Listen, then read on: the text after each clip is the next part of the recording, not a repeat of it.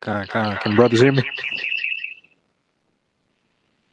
Yeah, I can hear you, but it's an echo. Yeah, Yeah, my other that's phone. it. Go. Yeah, my other phone. Yeah, Oh, okay, okay. I can hear you. All right, Lord willing, this work, man. All right, let's go. Let's get into it, Hammer. So so as I was mentioning, right, we want to go into the sit down title for our plea with all nations, right? And we know I was talking to the brother Kasha yesterday. I was telling him that's a great topic at hand. You know, with the controversies going on. You know, with these the war ramping back up with Iran, America, and then you seeing Russia, China. You know, things that these other countries stepping in. But we know through the scriptures, you know what they're speaking of. You know, Armageddon, the World War III, where um, I grabbed this real fast. Book of Joel, chapter 3. Um, like, let's see, Book of Joel, chapter 3, right? And I started verse 1. It says, "For behold, in those days and in that time, when I shall bring again the captivity of Judah and Jerusalem." Right, we're gonna be delivered from this captivity. Right, but here's the point, verse 2. "I will also gather all nations and will bring them down to the valley of Jehoshaphat and will plead with them."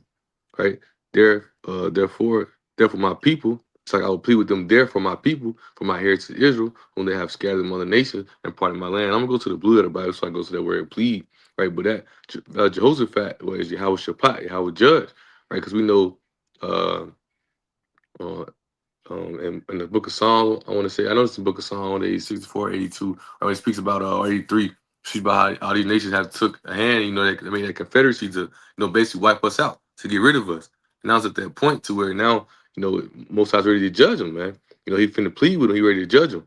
And we're going to his word plead real fast in the blue letter Bible.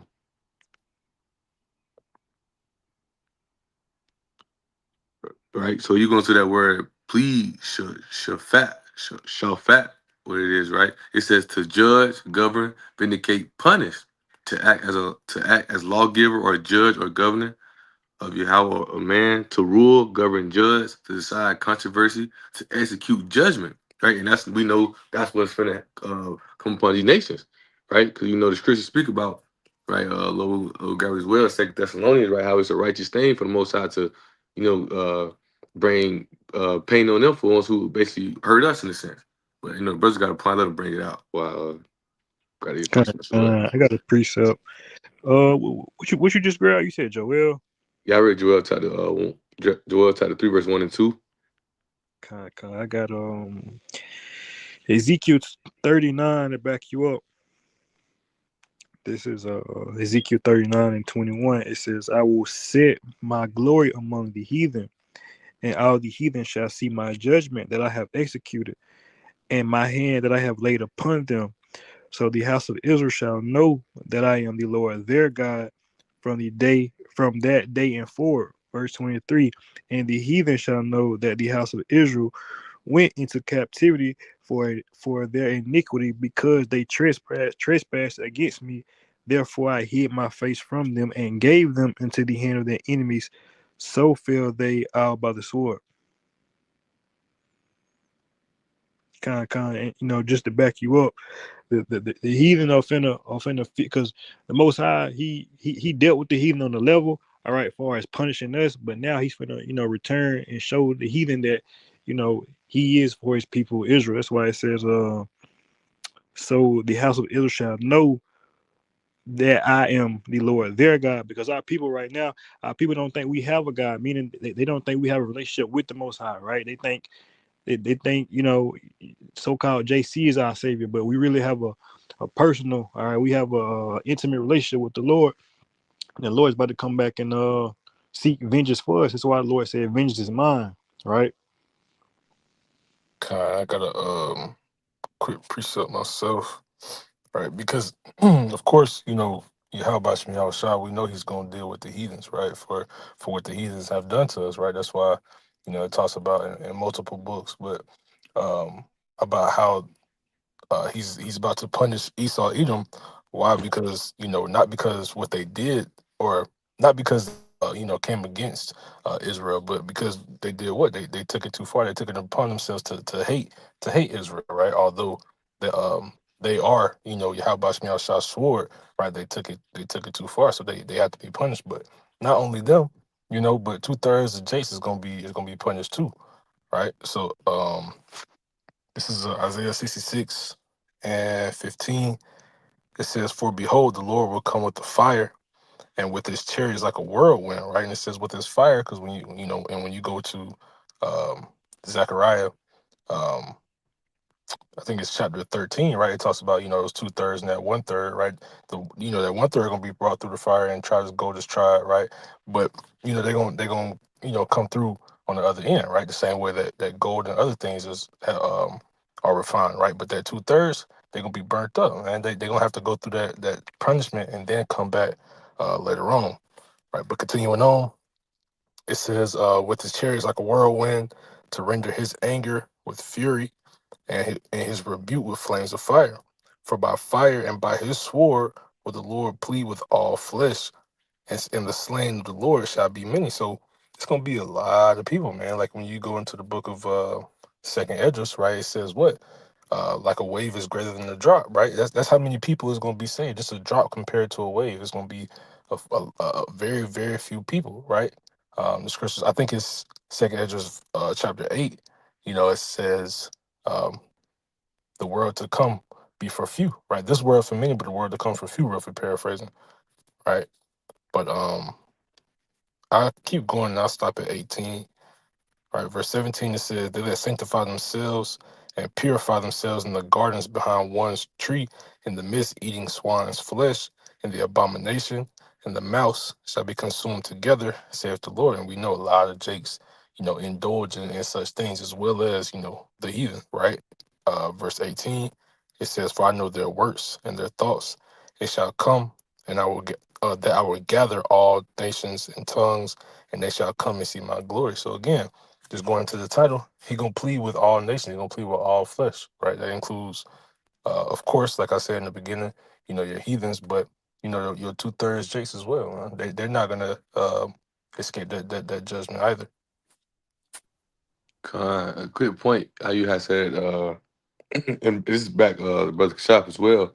About how you understanding that, that uh, we understanding that the Most High used these nations to bring judgment upon us. That's the only reason why these nations or upon, especially Esau. That's why they're over us in a sense, right?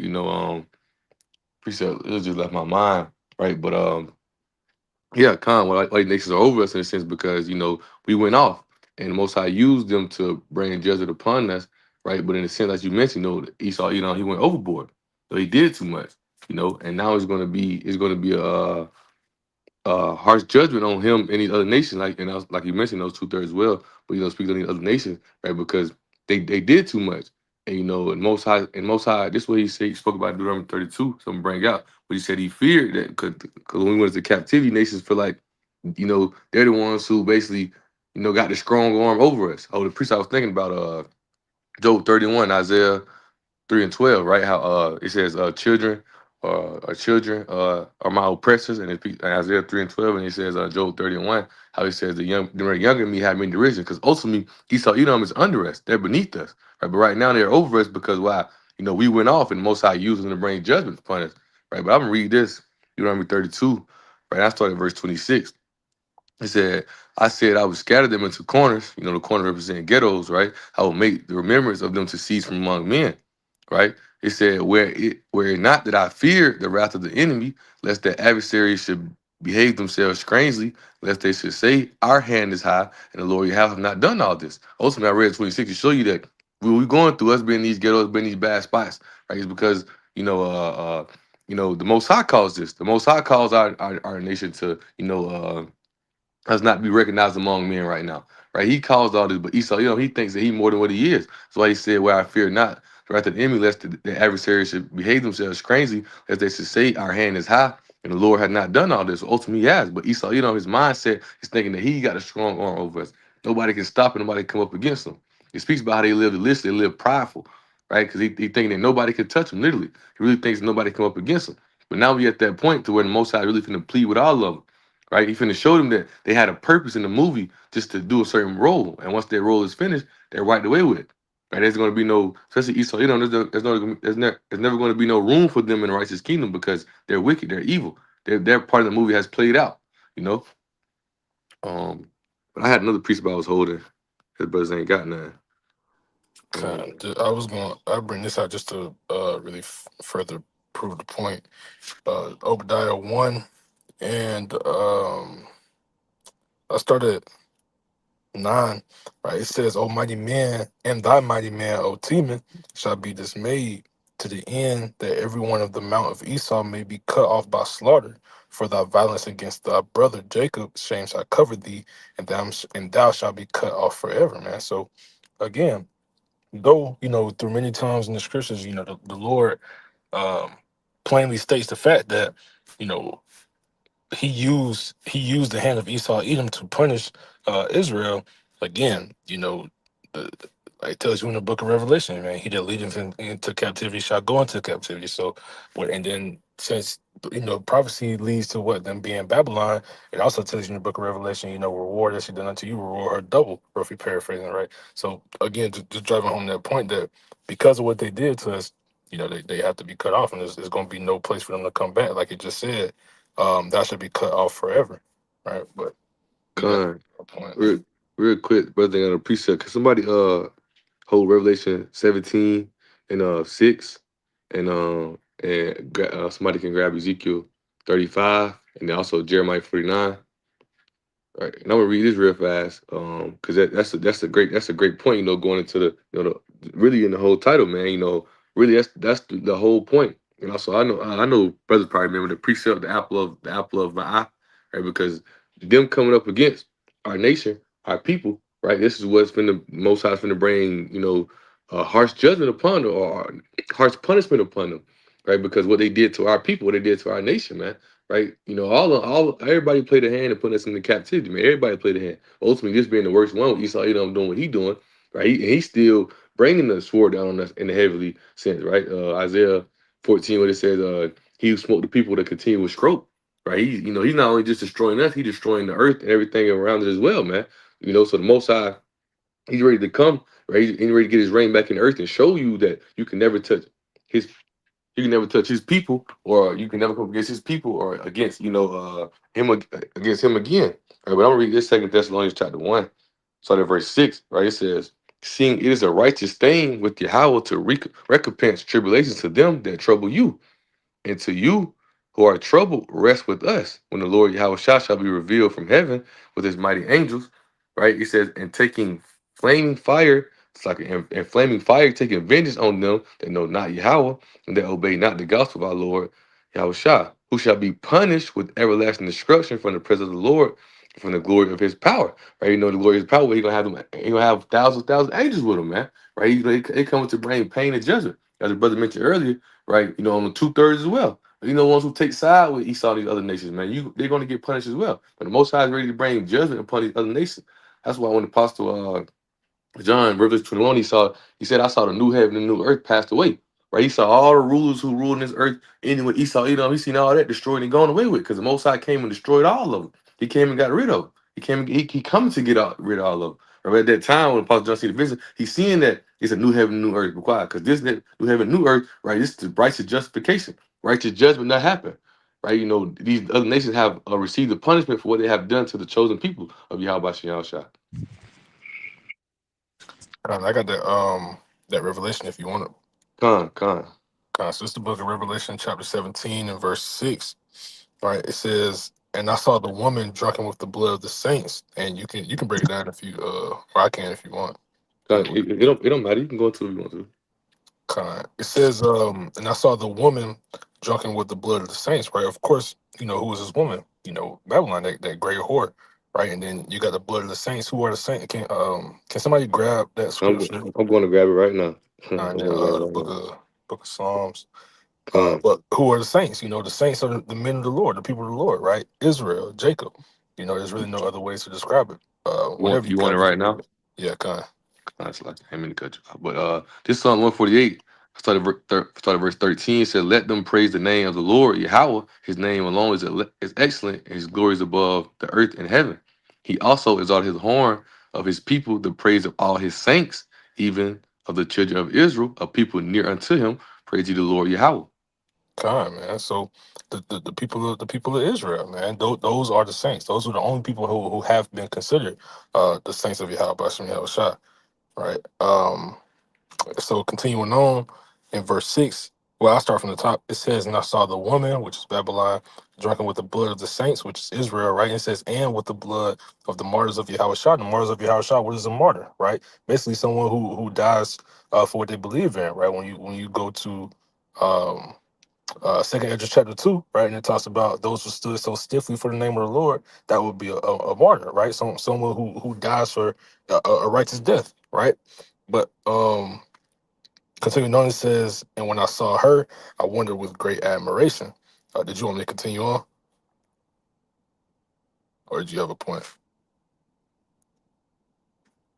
It's like I was getting my son right. Nah, that was really the whole point in Revelation 17 is 6, the drunken with the blood of the saints. But as I was mentioning, that's one of the top reasons why Yahweh is finna bring, as you read Joel chapter 3, right? Why he finna plead with them there for my people. He's ready to gather them there because for so long, especially this place America, man, they've been slaughtering and killing our people, right? And then you got to think in the time to come, you're going to have some that be martyred for the truth today, here today. Right? Apostle John, he's seen it in Revelation 20, right? In verse 4, he said he saw some beheaded for the truth. Right? So we know on that that's one of the top reasons why the Most High is finna come plead with you. He's finna plead with all nations. Because if the scriptures speak about, if the Most High don't take Esau out of rulership, but we all would be dead. Right? We would all, they would kill us all. It would come destroy us. Their whole mindset is to stop, cut us off of being a nation. Right, so we got to come to a point to where the Most High has to come down here, or He's sending Yahweh Shai and Michael Archangel to come down and destroy this devil, man, get him out of the way, because his whole mindset is to get rid of the people of Israel, man. I was watching Elias Former lesson earlier. Even when they speaking of like left wing terror things as such, they trying to find a way to include Israel in it. They trying to find a way to include Jay Kennett, man. They always trying to find a way to bring us in that situation so they can have a quote unquote justification of what the wrath they're gonna come up against us with, the wrath they're gonna use to come up against us, man. They want to justify because they know in their mindset, hey, no matter what, it's like that rival game. Like we can play 10 games all season, but that 11 game against a rival team, as long as we win that one, and our season is complete. That's what Esau mindset is. As long as he come up against us, right, and bring his justice or his sword down on us, he'll feel as if he completed something in a sense. But uh, brother got them other precepts. I grab Ezekiel 35. What else did you want?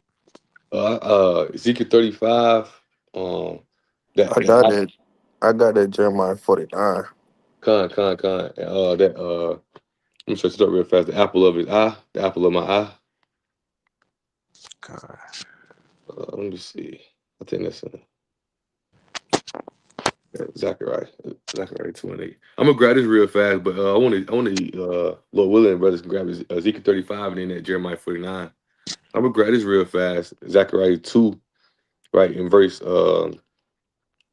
8, right? It says, "For this saith the Lord Yahweh of hosts, after the glory hath he sent me into the nations which spoiled you. For he that toucheth you touched the apple of his eye." And that's how important we are to the Heavenly Father, man, with the apple of his eye, right? So he that touches us, right, touch the apple of his eye. And we knowing that all these nations have played a hand and what?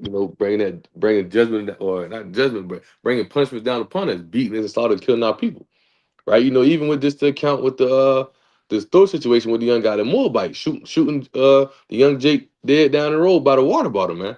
Right? These type of things why Yahweh Shem Shai is finna come plead, as we went to the definition of that word, right?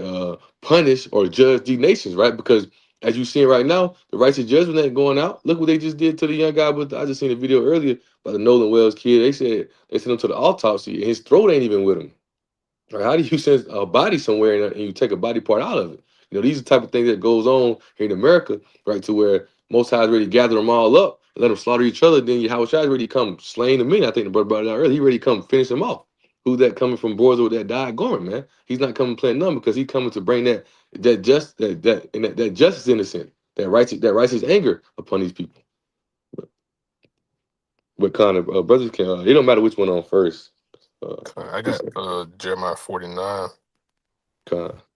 Um, You can what start at verse. Let me go to it. You can start at verse. I think it's around about verse. 6 or 7, one of them.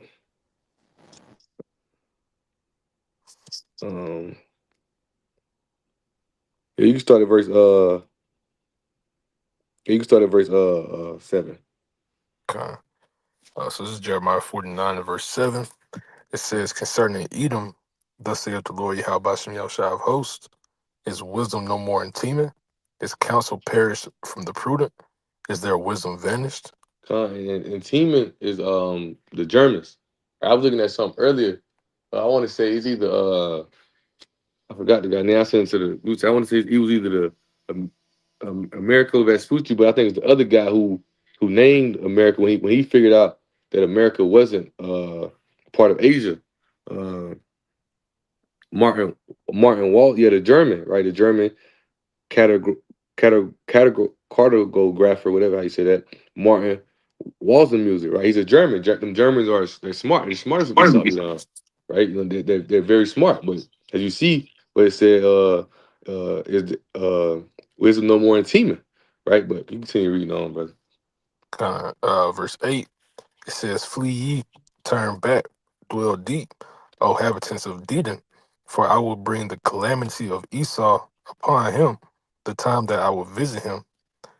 Khan, and that the Dan is one it was a city in Edom, right? But it says I will bring the calamity upon Esau at that time. I will visit him, man. Most High when he visited him, Most High is ready to bring harsh, fierce judgment upon him, because you know we this is to all nations. You know, and another precept I hold as well, Isaiah 34. This is to all nations. Most High is coming to all nations, but who's in rulership now, man? Right? Who's in the right? Who's in rulership now? Who's the one who opposes himself?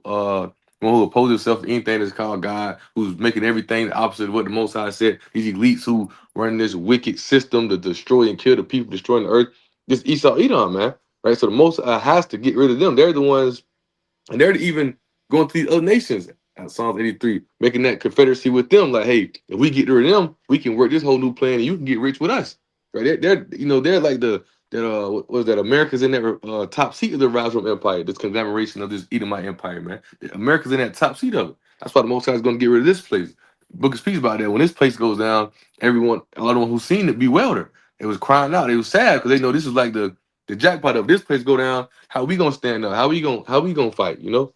But now you continue reading, but they ain't got no point. Um, I got a precept. Continuing After on, y'all. and really, going into your point, like you said, man, everything gonna be, you know, everything gonna be downhill for Esau Edom, because this is what they invest their life into. Like the scriptures tell you, their inward thoughts is their houses shall continue forever. So once this thing crashes, man, they're not gonna know what to do with themselves, man. They're gonna be it's gonna be a bunch of confusion. But this is verse 9. It says, if grape gatherers come to thee, would they not leave some gleaning grapes? If thieves by night, they will destroy till they have enough. When you understand the really like speaking the parable in a sense, like so when the great graduates come, they glean it, like you take a certain percentage and you leave a certain percentage, right? And he's saying thieves, like when somebody come rob a house, they can't come take the couch, the TV, the bed, they can't come take everything in the house, right? They come take enough, and they come take as much as they can, right? Then they leave, right? But the Most High, that he come destroy everything. He ain't leaving nothing. When he come to this place, there's gonna be nothing left of where Esau Edom, right? That America's, we know that's going down, gonna be destroyed, right? And Esau Edom. The brother brought out Book of Obadiah, but also in Isaiah 14, I want to say around about verse 20 on down, right? We get rid of them as well, right? Because they're like this is that devil that's initiating all this wickedness and this hardship coming to our people, man. Right? You go to Revelation chapter 12, and it speaks about that serpent casting out that flood to taste the woman. That woman is Israel. That serpent Esau Edom, also that dragon, the Roman Empire, which they're still in rules today. You think they mindset have changed? Right? You think their mindset have changed to come up against our people? You think Esau, Edom all of a sudden love us now? Right? He tried to call in Genesis chapter 27, right? When he was telling Jacob, Yahweh, I think is how you said it, right? The righteous way, right? But it was means supplanter. That means to replace. He was trying to tell Jacob, like, hey, yeah, you basically try to sneak up and replace me. You want some janky stuff. That's Esau mindset. He hates us, man. He feel like we played him out his spot, which ultimately he gave his birthright up, right? But he's a vagabond, right? He's a fugitive to justice. He don't want to accept his wrong. Like right now, they trying to play the victim in a sense, right? Right now, they're trying to play the victim. They trying to create all these scenarios about why everybody should look at them as if they are the ones who've been going through the hell in a sense, man. This is their heaven. This is their kingdom. But it no, it ain't finna be much more longer, man. Hey, most High's soon to plead with all these nations. But uh, I can. You want me to continue on this or start right there? Con, really, if brothers got point, y'all could break them out. Brothers got point. I was gonna read. Really, the point was in 10, right? You know how. I'll read it real fast. I want to read it in NLT, right? Um, So right, it says, "But I would script, bury the land of Edom." We know America today is that capital city land of Edom, right? It says, "And there will be no place left to hide. His children, his brother, and his neighbor will all be destroyed, and Edom itself will be no more." Right? Because you know how he gave the quote unquote like the metaphor, the dark sand in verse 9, like, hey, they come, they glean grapes, they leave some, the thieves leave some, but I ain't leaving nothing of Esau, Edom, or his land. I ain't leaving nothing of them. I'm coming to plead with them completely. I'm coming to destroy it all in one, right? Because they're wicked. They've done so much, right? They have did so much wickedness, right? Lord willing, real quick, right? I'm gonna jump down to verse 12 real fast. It says, "For this saith the Lord Yahweh, behold, they whose judgment not to drink of the cup have surely drunken." Speaking to Jake, right? It says, "Art thou he that shall altogether go unpunished?" This speaking to Esau, Edom, right? "Thou shalt not go unpunished, but thou shalt surely drink of it." Because Esau, remember, in Habakkuk, or chapter 2, if I'm not mistaken, he speaks about how they force people to drink of this cup. They put it out, they force people to drink of the cup, then try to look at it and be like, "Oh, look how they living, look what they doing." Right? So now that cup is being forced unto them. Right? Just how we received our judgment and our punishment. Guess what? Now it's time for them. Now it's time for Mosai to plead to them. They're not gonna go unpunished. They're gonna receive judgment as well. But you brothers got it. Con, brothers ain't got none. I got a couple precepts to go into. Uh, definitely. you was about to say something? Con, can y'all hear me? Or y'all can't hear me? Yeah, I can hear you. All right, con. So I got a couple precepts. It's going back Is to some Kakan point. talking? Yeah, Yeah, you can't con, hear him. can Nah, you I hear me? can't. Oh, now I can. Okay, there you go. Okay, con. Call out y'all bossing y'all shop. All right, so y'all can hear me? I just heard it echo. Yeah, I Yeah. can hear. I think that was the brother of the phone. Oh, okay, con.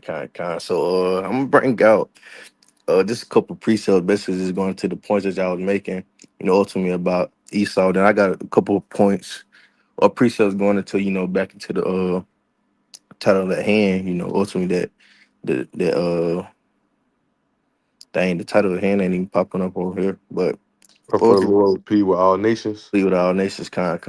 So I'm gonna grab this in the book of Revelations, chapter 6 and verse 5, right? Yeah, because so like in verse 8. And I can't quite remember the point that y'all was making about. Oh yeah, cause I know earlier you was going into how things start ramping back up with Iran and America, right? And then also you was going about Esau Edom, but ultimately things are only going to get worse. All right, so this is the book of Revelation, chapter 6, and verse 8, and it reads, "And I looked, and behold, a pale horse, and his name that sat on him was Death, and hell followed with him, and power was given unto them over the fourth part of the earth, to kill with sword, and with hunger, and with death, and with the beast of the earth," right? And just the point that you was making earlier, right, about things wrapping up ultimately leading to the Armageddon, which we know is World War III, right? And we can also get to the Revelation 11 chapter and verse 14. How the first and second woe coming to pass, then the third woe coming quickly, right? Just roughly paraphrasing. But just going back to Revelation 6 and 8, right? Things are not going to get easier, right? Only going to get worse and worse, right? This is going to usher in all the turmoil that's going to be seen on earth, right? That fourth part that it goes back that it goes to, like it says, and power is given to him, given to them over the fourth part of the earth. That goes into because this earth is considered Esau earth, but their fourth part is going into Esau earth, right? So let's continue on. And I was reading from the top, right? And it says, "And I looked, and behold, a pale horse, and his name that sat on him was Death, and hell followed with him." And can someone grab Jeremiah the 15th chapter? You get verse 1, right? And it reads, follow with him, and power was given to them over the fourth part of the earth to kill with sword and with hunger and with death and with the beasts of the earth, right? And you also have, you got 2/3 of Israel and America, you know, nations around the world, certain Israelites around the world that's conforming to Esau. They are going to get caught up in the midst of this as well, the midst of that destruction, right? But got that Jeremiah the 15th chapter, I can bring it out. Con. This is Jeremiah chapter 15, verse 1. And it reads, Then said the Lord unto me, Though Moses and Samuel stood before me, yet my mind could not be toward this people. Cast them out of my sight and let them go forth. And when you go to Jeremiah the 15th chapter, right, it's dealing with Israel specifically, but remember scriptures that are dealing with Israel far as some type of catastrophe, uh so like if I ain't pronounced that right, right, but a hardship is considered is You going to saying be catastrophe? yeah, kind of catastrophe. It said, or a hardship is considered is going to be put upon Esau as well, right? And that's why I'm bringing this out. And you can also furthermore prove my point. Deuteronomy chapter 30 and verse 7, and also Lamentations, the fourth chapter, around the 21st to 22nd verse, right? These curses and the things that was put upon Jacob, these things are soon going to be put upon Esau as well. So that's why I brought it out. But you can finish at verse 3, Brock. Hey, Salaki, real quick. I got this Deuteronomy 37. I had grabbed it when you was reading that. Con, But con, con. Because as you mentioned, that's a great point. Understanding that we in that time of transition. Because you got to think, as you quoted Lamentations 4, right? It speaks about how our iniquity is finished. Because we in that. That's why it speaks about it. The kingdom is within us, returning back spiritually, understanding, building up in that knowledge, wisdom, understanding. How about Shin Shot? Ultimately, it's building us up to that man that we're going to be changed. Lord willing, we're going to be changing to in that day because we've been prepared for it. The kingdom starts with us. In a sense, right? Now we at that time of transition to now we don't went through our punishment. Yeah, we still down here, but that's part of us realizing you know that's part of our punishment being finished because we understand why we here, why we going through what we going through, what got us here, things that such. But now it's time for Esau Edom to receive his punishment. Now it's time for that sword to come on Esau Edom, and we know that the Most High is not going to hold back on them. Most High showed us mercy because him sending Yahweh shot down was mercy, right? And now understanding back to us was mercy, right? The Most High showed us mercy, but you got to think Esau Edom didn't show no mercy, right? That's why he said when you go to the Bible dictionary, you look at Edom. He said the only people who receive judgment and Heavenly Father that without mercy, because they're not going to receive no mercy. You persecuted with no mercy, so when you judge, don't expect to receive no mercy. But this is Deuteronomy 30:7, right? It says, and the Lord Yahweh thy power will put all these curses upon thy enemies, and on them that hate thee, which persecuted thee. And the brother reading, right? As you continue, you're gonna see, what happened to us. But now it's ready to come on Esau Edom, but it's ready to come. What the Most High say, fill her cup double, right? You got doing even the captivity. They're gonna go into captivity for double twice, 2 times the years that we was in captivity. It's gonna be 2 times worse. Everything's gonna be double for him. Man, he ready to get it 2 times worse, 10 times worse. He ready to get it a bonus time worse, man. But Con, back you up. Con the water. You can pick back up, Brock. All right, con. Bear with me.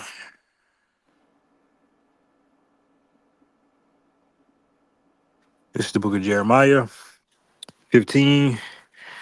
And I start at verse 1. It says, Then said the Lord unto me, Though Moses and Samuel stood before me, yet my mind could not be towards his people. Cast them out of my sight and let them go forth. Verse 2. And it shall come to pass, if they say unto thee, Whither shall we go forth?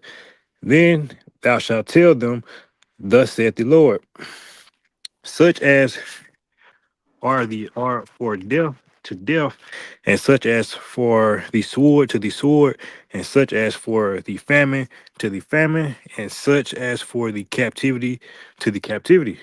And like I said, this chapter is going into the Israelites, but also it'll be pertaining to Esau as well, right? But just going to that verse too, like you have certain amount of Israelites out there that's going to be set up to be destroyed, right? That's just going back to that 2/3, right? But you can't continue on.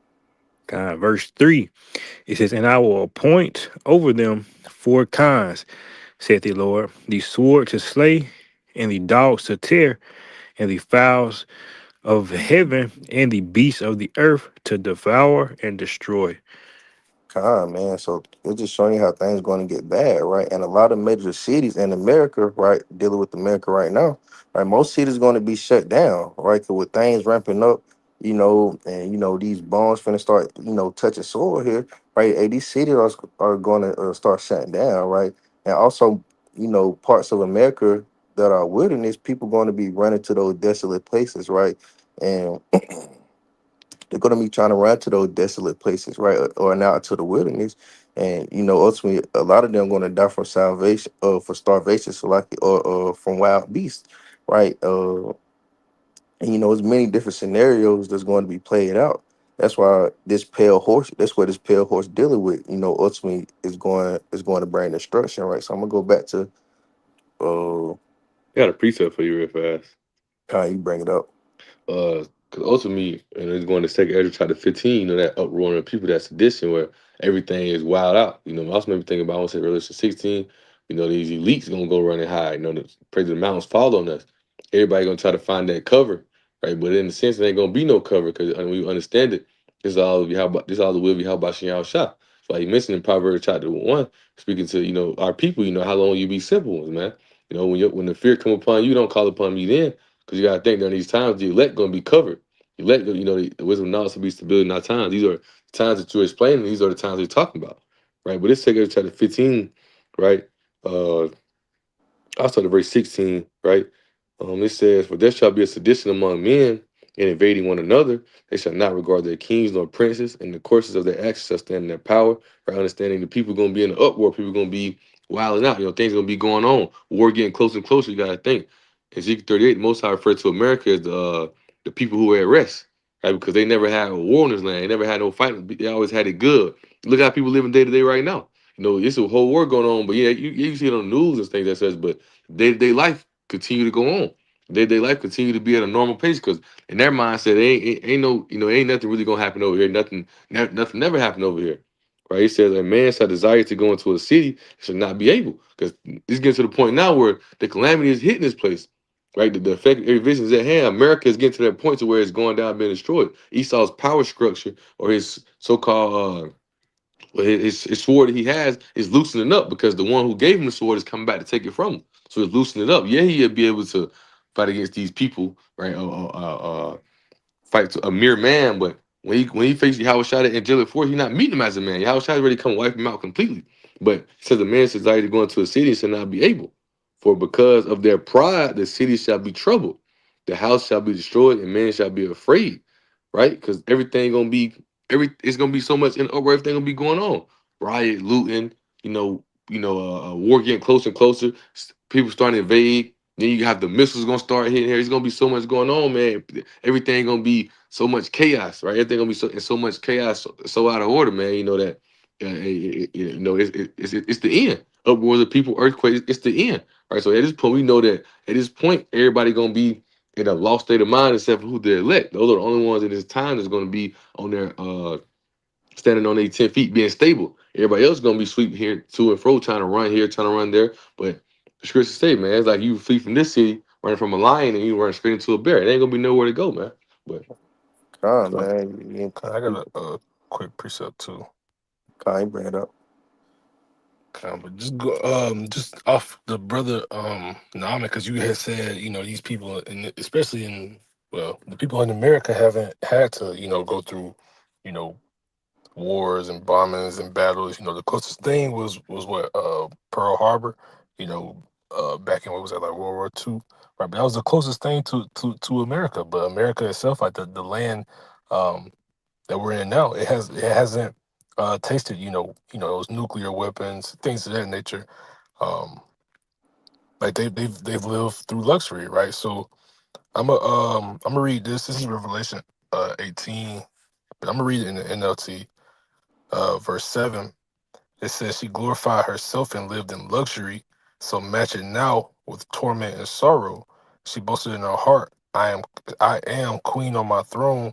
I am no helpless widow, so I have no reason to mourn." Right. So, but again, so they've lived, they've had their kingdom, they've had their time, but it's now it's going to be replaced with that torment, things of that nature, right? Continuing on with verse 8, it says, therefore these plagues will overtake her in a single day, death and mourning and famine. She will be completely consumed by fire, for the Lord Yahweh who judges her is mighty.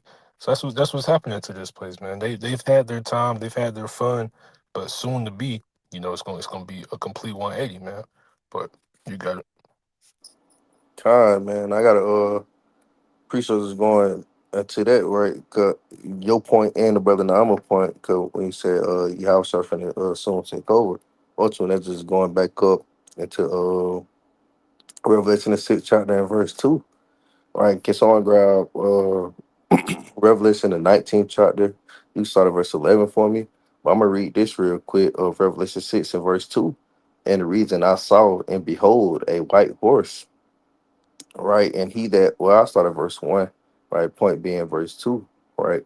It reads Revelation 6 and 1 saying, I saw when the Lamb opened one of the seals, and I heard as it were the noise of thunder, one of the four beasts saying, come and see.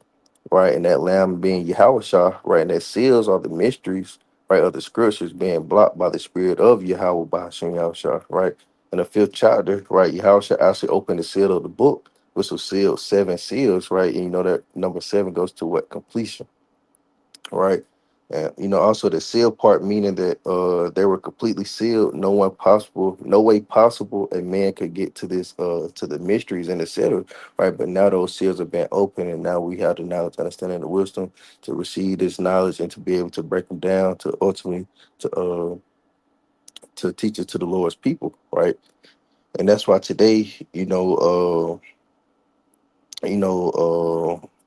Salakia going into Amos 3 and 7 and also Deuteronomy 29 and 29. And I grab it real quick because those are the reasons we're able to break down these scriptures now, right? Deuteronomy 29 and 29. It reads, say the secret things belong unto the Lord Yahweh, Ba'ashim Yahushua, our power, but those things which are revealed belong unto us and to our children forever, that we may do all the words of this law.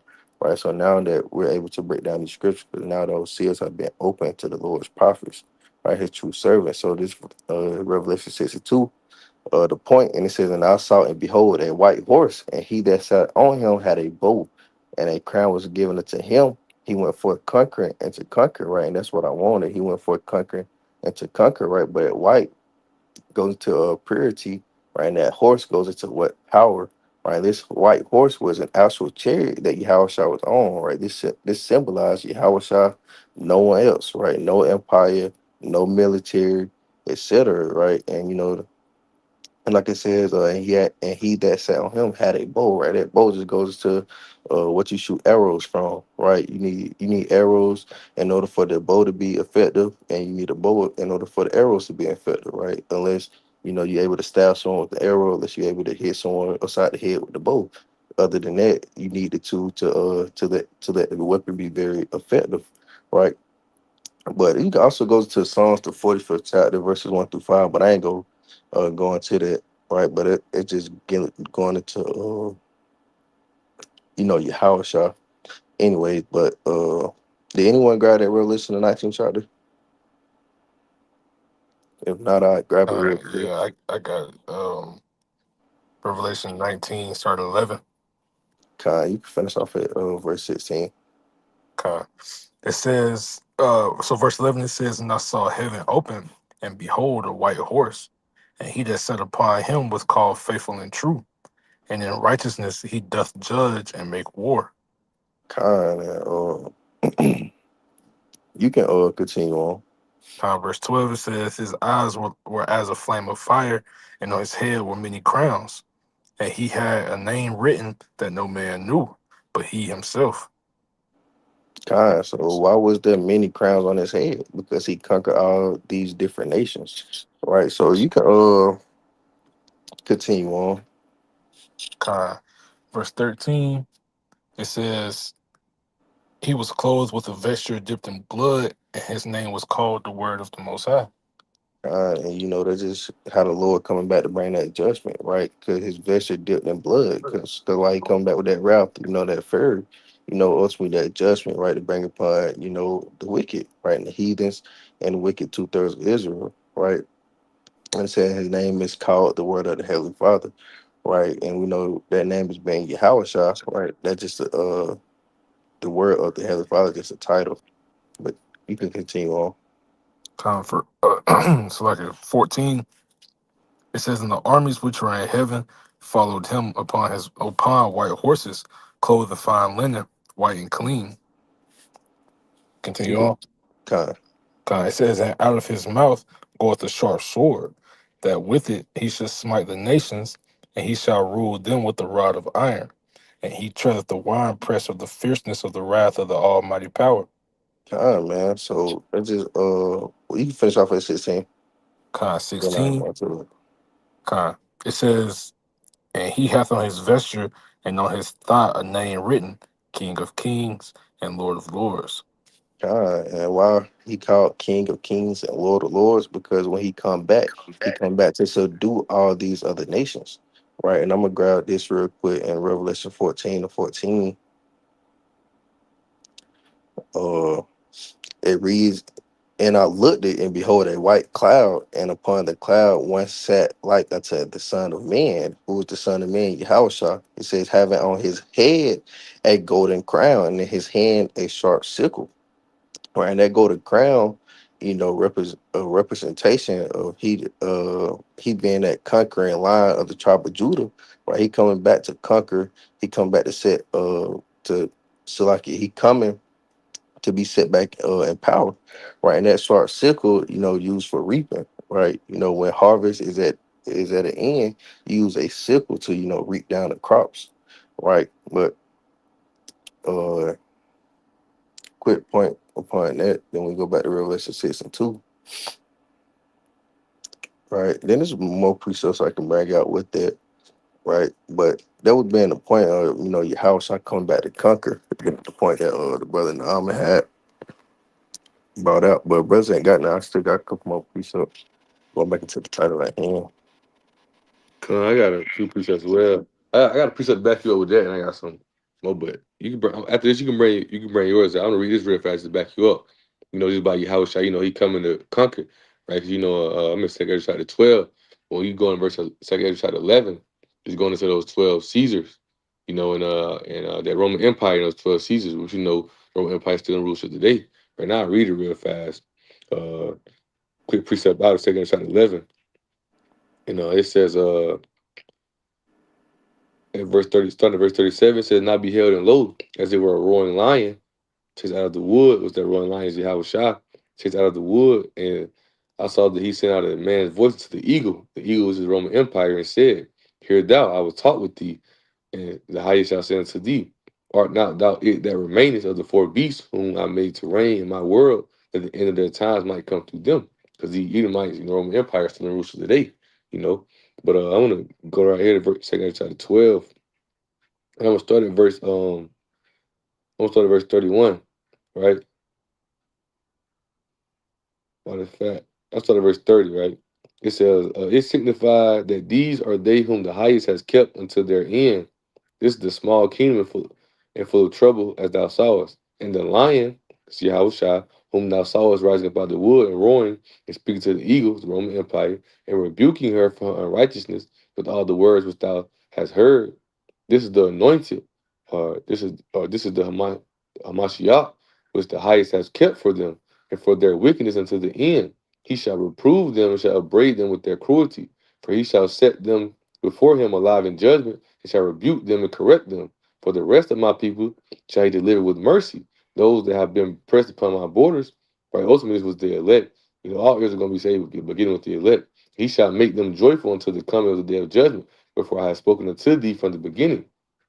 This is the dream that thou sawest. These are the interpretation. Thou only hast been to meet.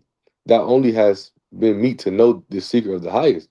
Therefore, write all these things that thou hast seen in the book and hide them and teach them to the wise of the people whose heart thou knowest may comprehend and keep these secrets. But the point is, understanding that backing you up, just understand in the end, understanding how Shai is going to conquer all. How Shai is going to conquer all these kingdoms. All of them. Even the one that already failed, but his main rulership that's in here today. Yahweh Shai is ready to conquer, right? Ready to take it over. Because ultimately, these are these nations, right? That's why you in Revelation chapter 6, and I don't know if he's gonna read down more in verse going to, I think it's around verse 3 by that white horse, right? They came to take peace from the earth, right? They killing each other and whatnot. Right. You see how these Edomites move with each other, man. This is all who had war, these all the conglomeration of the Edomite Empire. They all fighting against each other. They all, but this is the you gotta think when they came up, Rivers chapter 17, when the Most High said, he made them get their power into the beast to work his plan. So now the plan, ultimately the plan was them for the deceive the whole world, treat the whole world, and show them judge behind anybody who wicked and follow wickedness, man.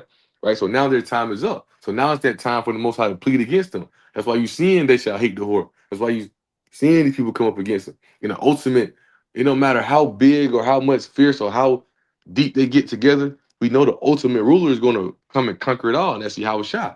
Right? And that's that pleading that the Most High is going to do with them. He's going to send Yahweh Shah and angels down here to ultimately destroy them, destroy all of them. Going to wrap them all up. That's that pleading, that punishment, that judgment that's soon to come to all these nations, especially Esau, Edom, man. Right? But come, you can bring your pieces out, the title in hand. I got a few more as well.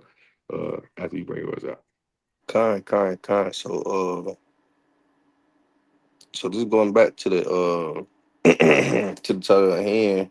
The Lord, uh, It's for I will plead with all nations. kinds for our people our listeners, and he was going into basically World War III. Ultimately the things wrapping up to the Armageddon, right? Ultimately that gathering that the Lord is soon finna come, bring forth over there in the Middle East, right? So this is the book of Isaiah, chapter 13, right, and verse 4. And it reads, the noise of a multitude in the mountains, like as of a great people, a tumultuous noise of the kingdoms of nations gathered together. The Lord Yahweh of hosts mustered the host of the battle, right? And this going into what that World War III, right? Ultimately, when you go into the book of Revelation, the 11th chapter, you know, verse 14, it goes into how that third will coming quickly, right? And that's exactly what we're seeing within our own eyes, so just going back up to verse 4 from the top. It reads, the noise of a multitude and the noise of a multitude in the mountains, like as of a great people, a tumultuous noise of the kings of nations gathered together. The Lord of hosts mustered the host of the battles, right? And like you said, the Lord of hosts mustered the host of the battle. The Lord, of hosts that organized, that whole thing to take place, right? You can go to Exodus the 15th chapter and verse 3 and furthermore prove that. And also just going back into that tumultuous noise of the kingdoms of nations gathered together. That's talking about once again that World War III. In other words, Armageddon, right? But I'm also grab the book of Zephaniah, chapter 3 and verse 8, to furthermore prove that gathering is of the Lord. And then Revelation the 16th chapter, I believe. So this Zephaniah 3 and 8, and it reads, therefore wait ye upon me, said the Lord Yahweh, until the day that I rise up to the prey. For my determination is to gather the nations, that I may assemble the kingdoms, to pour upon them my indignation, right? Even all my fierce anger, for all the earth shall be devoured with fire of my jealousy, right? So this is furthermore prove that it's the Lord that's going to gather these nations ultimately to fight in this world war, right? Ultimately, this is going to be the midst of the destruction of America, Israel, and wherever else the missiles hit at. But this world war ultimately going to be one of the last prophecies that's going to be fulfilled before your house shall make its return, right? And ultimately, as y'all can see, like it says, that I may assemble the kingdoms to pour upon them my indignation. That word indignation goes to what that righteous judgment, right? It said, even all my fierce anger, for all the earth shall be devoured with fire of my jealousy, right? And what comes with war, right? Fire, right? With the missiles and things that says. Also, when your house shall make a return, right? The angels, from going to be shooting out laser beams of fire from the chariots, right? So I'm gonna also grab this in the book of Revelation, chapter 16. Hey, real quick, I got a precept back you up Con, very fast. I want to grab this one. You know, going into Jeremiah 50, verse 9. That's that assembling of these nations coming up against Babylon was ultimately going to lead to them gathering up in World War III. Now I'm going to go back to the book of Joel real fast. Jeremiah 15, verse 9. It says, "For lo, I will raise and cause to come up against Babylon an assembly of great nations, the north country." That's ultimately Russia and its allies, right? Which we seen in a few TikToks I sent with China, Iran, Russia. I think North Korea was in there. Because ultimately, when it really pop off, you're gonna have NATO, EU, right? Africa, parts of Africa, thing that sets them all these nations come up against Babylon. It says they set themselves in array against her. From thence she shall be taken. Their arrows, their missiles shall be as a mighty expert man. None shall return in vain. And I'm gonna go back to Joel 3. I'm gonna jump down to verse 11, right? It says, assemble yourselves, come, all you heathen, and gather yourselves together round about. Thither cause thy mighty ones to come down, O Lord, right? It says in NLT, and the latter part, call out your warriors. Why? It said, let the heathen be weakened and come into the valley of Jehoshaphat, for there will I sit to judge all the heathen round about. Right? You know, backing you up, you know that Zephaniah, right? Most that's this the most high assembling them because this is where he's going to judge them. This is where he's going to plead with them. This is where he's going to punish them. Right? Ultimately, this ain't going to be, we know, what is that in the book of Isaiah? Can't think of the exact chapter right now where it says this ain't gonna be no, you have the old wars of, noise, sword slanging, people being stabbed, things like such. Now, this is gonna be a war of fire. This is gonna be a nuclear war, right? Men being burnt up right then and there, right? Being like bombs going off, nuclear bombs going off, like this Most High is gonna show you that this place is over with. This world, this earth right here, this old earth, right, is gonna be destroyed, right? But kind of back you up.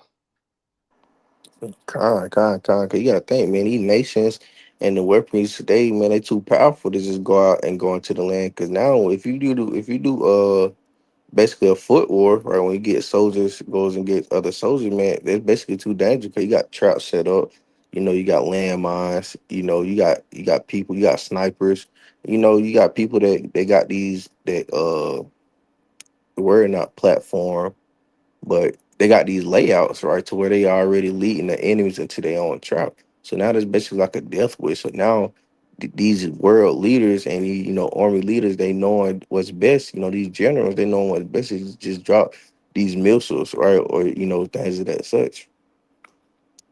Cause that's that modern, the modern day sword. Well, it's the book of Revelation, chapter 16. Now I start at verse 14, and it reads, "For they are the spirits of devils working miracles, which go forth into the kings of the earth and of the whole world to gather them to the battle of that great day of the Heavenly Father Almighty." Right. So the Lord is waiting to gather these kings, right, of the earth, right, in order for that great battle that's soon to come. Right. Verse 15 says, "Behold, I come as a thief, blessed is he that watcheth and keepeth his garments, as he walk naked, and they see his shame.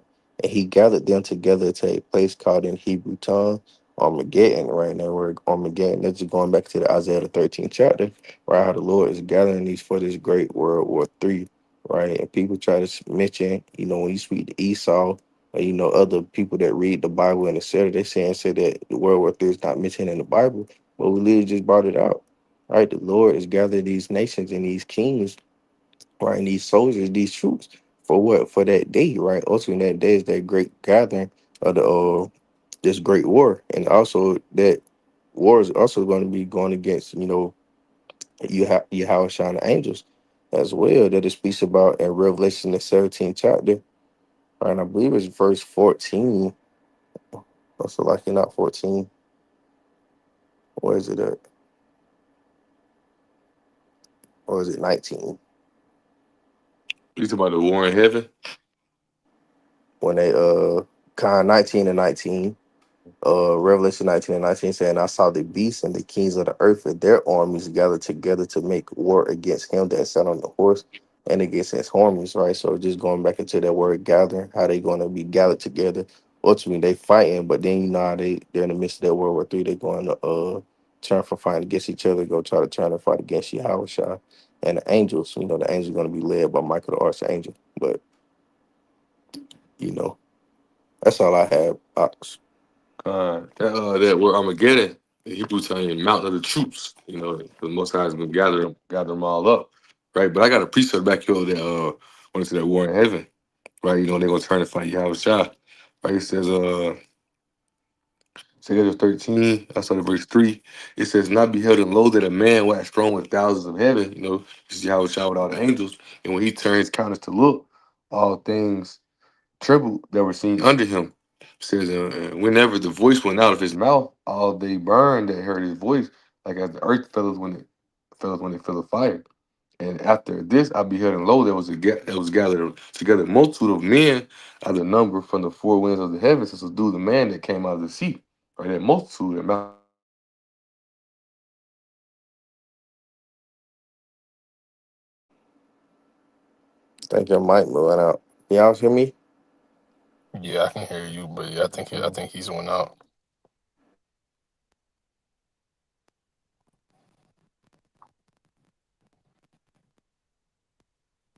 Can you hear me? Yeah, yeah, I can hear brothers say you do that every time. That's great. He say his mic went out. Oh no, June said. June, your mic went out too. Nah, Nah, I'm you just telling letting you. him know. Yeah, confidence. I hear y'all. I can't hear him anymore.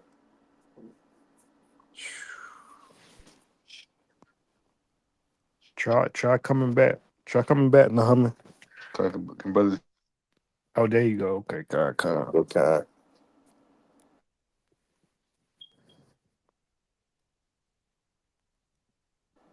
Oh, You go back out. that's what I'm assuming.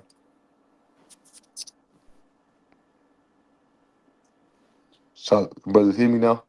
Yeah, Yeah, kind. Okay, So back where I was at verse 6, straight as 13. See, it says, Start back up at at like 4. You went out around 4. oh, go out. Right, it says, and whensoever the voice went out of his mouth, all they that burned that heard his voice, like as the earth fell when it fell a fire. And after this, I behold, and lo, there was gathered a multitude of men out of a number from the four winds of heaven to subdue the man that came out of the sea, because they all gonna be fighting, right? You know, they're gonna be fighting each other, and they're gonna turn to fight Yahweh Shah. But I beheld, and lo, he grazed himself a great mountain, which that how big that chariot is, and flew upon it. But I would have seen the region or the place where without the hill was graven, and I could not. After this, I beheld, and lo, all they which gathered together to do him were so afraid, and yes, there's fight, because they're gonna be scared. But most are gonna put the spirit on them to fight, because at first they're gonna think they got a chance, and they're gonna realize they don't. They're gonna be scared to fight, but you know, the Heavenly Father gonna put the spirit on them to fight, because this is their judgment. This is what the Heavenly Father said in play was going to go down. That pleading with them, the judge with them. That's why they're going to be gathered up to the Valley of Jehoshaphat. They're going to be killing each other. Then house is going to come sweep the rest of them up, man. Right? But I had these two quick precepts real fast. Kind of closing precepts in a sense. Well, two of them. Then I got one closing precept. I got two quick precepts real fast. The book of Isaiah I'm 34. Oh, oh con. shit. I'm in Isaiah 34 too. Which was gonna read around verse 5. Yeah, well, I mean, you can really start at one. I was gonna read one, right? Then we can go down to verse 5. Kind. Um, yeah, that's crazy. That's the spirit. But so I started at 1. I just let you break it down. I just read it for you. This is Con, Isaiah 34 and verse 1. It says, "Come near, ye nations, to hear, and hearken, ye people. Let the earth hear, and all that is therein, the world and all things that come forth of it. For con, the because sorry, but con. This is understanding. This is speaking to all people because this is the aftermath after Armageddon. What we've been talking to you about, Isaiah seen the aftermath of it, right? We reading right here, right? It's speaking to all people, and then you hear it because this is what's going to go down. This is when the Most High is going to plead with all people, right? These nations, right? He's going to plead with all these nations what he did to our people, but also how the brother been mentioning these 2/3 as well. Those ones you got to think.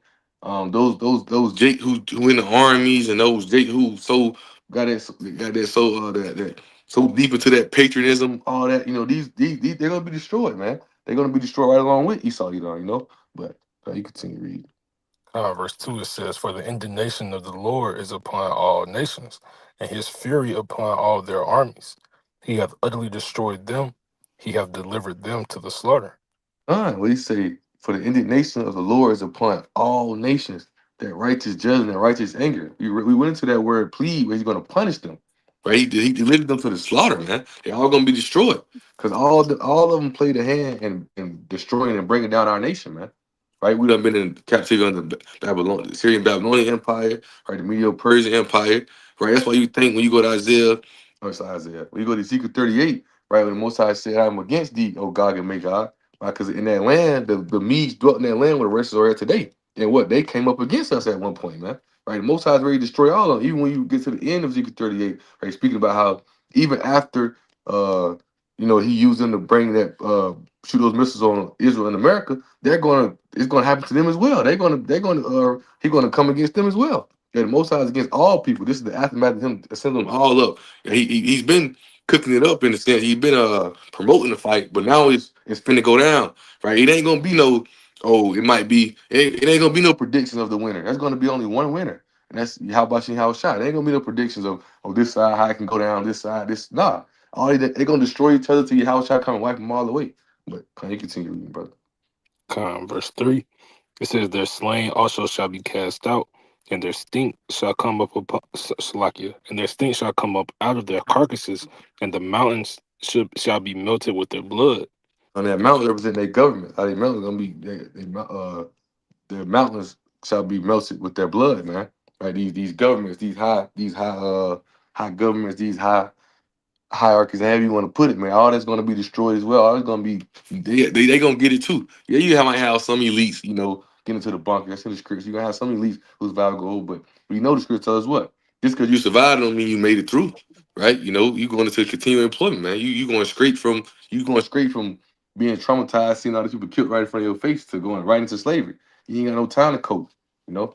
But can you continue reading? Verse 4, it says, "And all the hosts of heaven shall be dissolved, and the heavens shall be rolled together as a scroll, and all their hosts shall fall down as the leaf falleth off from the vine, and as a falling fig from the fig tree." Like, That's that scroll cloud, that nuclear bomb, that mushroom cloud, man. When it hit, and it's gonna be hitting all over, right? These satellites, these fighter jets, right? All these things all this technology with these drones, all these things that Esau uses, and think that because that's why even going back up real quick, that's why it says, right? Let's see where is that.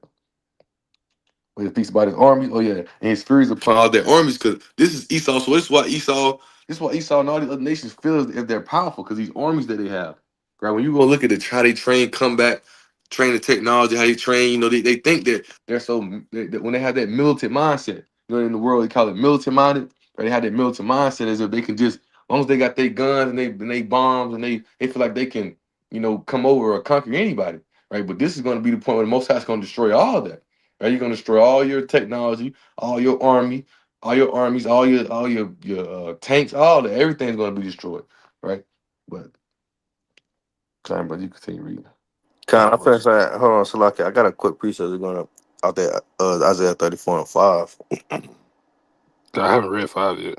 Oh, where. Okay, con. I thought y'all just read 5, but you continue on. It was going to that point. Now I'm dismayed as well. Verse 5, it says, "For my sword shall be bathed in heaven. Behold, it shall come down upon Idumea and upon the people of my curse to judgment." Khan, that Idumea was the Greek way to say Edom, So that's that, we know the part of the Most High sword is what? Those missiles, man. Those missiles are going to come down and destroy this place, right? America is that capital city of the land of Edom, man. This is everything around this place. This whole place, America, going to be destroyed. And other parts of the earth as well going to be destroyed, right? Israel going to be destroyed. We're going to rebuild that back up to the kingdom, man. But these missiles are going to hit this place, right? It shall be bathed and the Most High is going to sacrifice, right? We're going to say we're a sacrifice uh, to make holy, right? The Most High is going to make the land holy again. So to make the land holy again, he had to sacrifice this place, the wicked, the mother of harlots, the mother of wickedness, daughter of Babylon. Man, you got to get rid of her so he can make the land holy again. But Kakon, you can bring that precept out you had. This is going back. So it was verse 4, Salaki. This is going back into basically that mushroom cloud, right? That she was going into.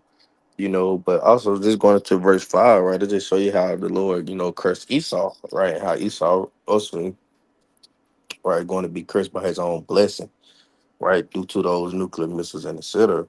Right, Mhm. but so can brothers still hear me? Con. Con. All right, kind. So this the book of Revelations. Just going back into the sixth chapter. Right now, I start at verse 13. Right, and it reads, what should I start at 12? I'll start at verse 12, right? Saying it, and it reads, and I beheld when he had opened the sixth seal, and lo, there was a great earthquake, and the sun became black as a sackcloth of hair, and the moon became as blood, right? And in the midst of the sixth, towards the end of the sixth trumpet until the beginning of the seventh, right? That's when the destruction cometh, right? And it quick preacher of that is Joel the fifth chapter, verse 19 through 20, right? But at the very end of at the very end, all this is nuclear destruction, right? Those ICBM missiles, so it's not going to get better and easier. It's only going to progressively get worse. So verse 13 saying the stars of heaven fell into the earth, even as a fig tree casted her uh, untimely figs. Right? Say when she is shaken of a mighty wind. Right? And this is not talking about the actual stars of heaven. Right? This goes into the idols that people have, people that are in that lofty position. Right? Esau being in this lofty position right now. Right? That mighty wind and going into that nuclear destruction that it speaks about. I believe it's Jeremiah the 50th chapter verse 1 or Jeremiah 51 and verse 1, right? So verse 14 being the point, just going back into the Isaiah the 34th chapter and verse 4, right? It reads and says, and the heaven departed as a scroll, right? And it goes back into that mushroom cloud, right? Whenever you see about departed as a scroll, that goes into that mushroom cloud. What's causing that mushroom cloud, right? Those ICBM missiles, right? So it's continue on. It says, when it is rolled together, and every mountain and island were moved out of their places, right? And just going into that, right? As you know that this is Esau heaven, his rulership, his state of being, right? Especially him being in this lofty position that they're in, right? This is soon going to all be destroyed, man. And that's ultimately that's what we're waiting on. And I could continue on, but that was the point right there. Uh, so I got two more precepts real fast. This is Zechariah 14, and starting really right here in verse 12, right? It says Zechariah 14:12, it says, and this shall be the plague where the Lord Yahweh will smite all the people that have fought against Jerusalem. Now, as been mentioned, kind of brought at the beginning as well, how all these nations have played a hand in coming against our nation, our people, man. So this is where the Lord will going so now the Lord gonna plead with all nations. He's gonna judge, he's gonna punish all these nations, man. Right? It says, their flesh shall consume away while they stand upon their feet, and their eyes shall consume away in their holes, and their tongue shall consume away in their mouth. What they're talking about, the brothers just read it to you. That nuclear missiles hit, man. The nuclear bombs hit, it's gonna melt them away. And they all gonna be destroyed, man. These other nations, they have they have a judgment that's gonna be like never seen before coming upon them, man. They ain't gonna know how to withstand it. This ain't gonna be nothing like World War II when America dropped those nukes, man. This is gonna be, gotta think, the Most High Spirit gonna be in these missiles when they hit. Right? It ain't gonna be nothing you can stop them with. Ain't gonna be nothing to come bring them down. They gonna hit exactly what they supposed to. They gonna hit exactly what they supposed to. They gonna do the exact work they said to do, man. Right. So going from there, I want to go back to the book of Joel, to the end of the chapter, Joel chapter 3, to the end of the chapter, right around verse starting at verse starting at verse 17. Matter of fact, starting at verse 16, right? It says, the Lord Yahweh shall also roar out of Zion and utter his voice from Jerusalem, and the heavens and the earth shall shake, because the Lord Yahweh will be the hope of his people and the strength of the children of Israel. So ye shall know that I am the Lord Yahweh, your power dwelling in Zion, my holy mountain. Then shall Jerusalem be holy, right? And there shall no strangers pass through her anymore. It shall come to pass in that day that the mountains shall drop down new wine, and the hills shall flow with milk, and all the rivers of Judah shall flow with waters, and the fountain shall come forth out of the house of the Lord Yahweh, and shall the water the valley of Shittim. Egypt shall be a desolation, and Edom will be a desolate wilderness for the violence against the children of Judah, because they have shed innocent blood in their land. But Judah shall dwell forever, and Jerusalem from generation to generation. For I will cleanse their blood that I have not cleansed, for the Lord Yahweh dwelleth in Zion. Right, and it says in verse 21, it says, "I will pardon my people's crimes, which I have not yet pardoned, and I, the Lord, will make my home in Jerusalem with my people."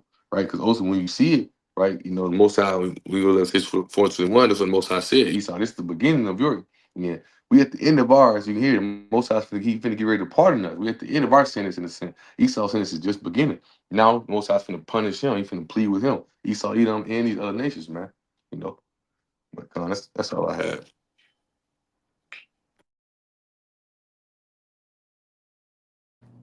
Con. Uh, Great points, man. Great points. I had did I had something I wanted to read.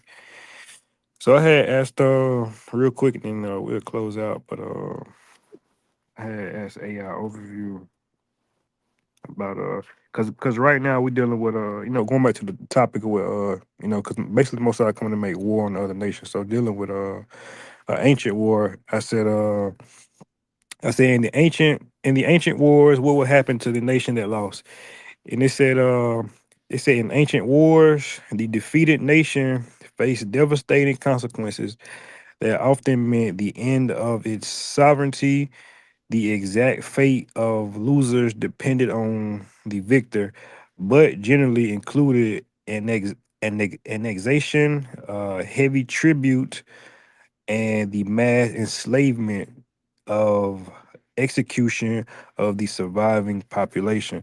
All right, and I just wanted to touch on that enslavement part and that heavy tribute. All right, because we went into it before, but you know, we don't, we don't really go into it a lot. So once all these nations are conquered, all right, all these nations are going to be citizens of not citizens of Israel, but they'll be under Israel. They'll be under us. All right, and all these nations are going to be made.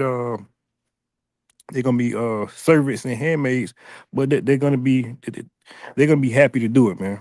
All right, so they are enemies today, but in the kingdom they'll be our servants, man. Right. So if brothers ain't got nothing to add on to that, then we'll close out.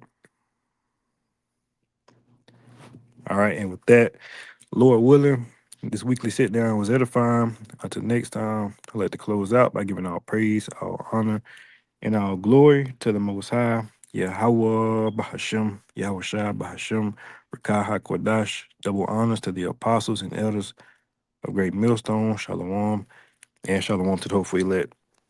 Con, Shalom, Shalom, Shalom. shalom. Shalom, shalom.